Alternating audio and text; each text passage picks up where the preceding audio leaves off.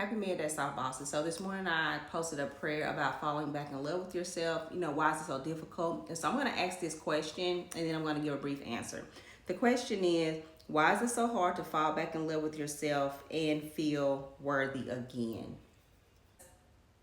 As women, the identity of who we're supposed to be and what we are supposed to look like, I think that has affected us so much. And when we think about the true us, the unfiltered us, the us with all of the glam and the makeup and the verbiage and the platforms, I think when we really come down to that person, some of us don't like that person. Some of us like to live in the perception of what others believe and how we should act, how we should look. So when we get in our quiet space and the glam comes off, the lashes, the hair, and you just sit with yourself, a lot of us, we don't like that version of ourselves. And it's hard to fall in love with a version that you may not like or that you may not accept. But the truth is, that is the true version of you.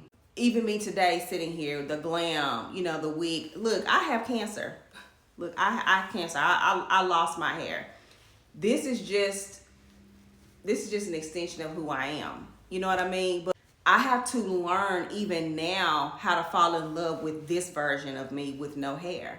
And sometimes it's hard because I can look back on, how it used to be, or even the normalcy of life. But we're going to go through things. We're going to tackle obstacles.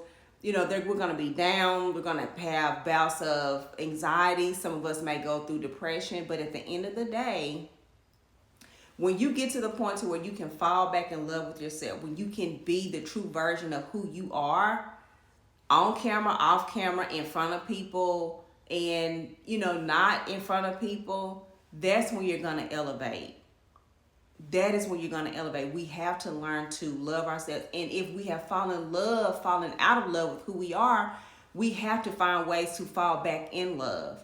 Because if not, you're going to continue to feel unworthy. You're going to continue to feel unloved. You may not even feel beautiful or pretty. But at the end of the day, love yourself first. You deserve the love. And if you've fallen out of love with yourself, you deserve to fall back in love with yourself by being authentic, by embracing the scars, because those scars are a part of you. Those scars tell stories. Those mishaps, those moments of doubt, those moments of depression, those moments of anxiety, those moments when you're down, those moments are part of you and they make you who you are today. So fall back in love with yourself, regardless of what state and what stage of life you're in.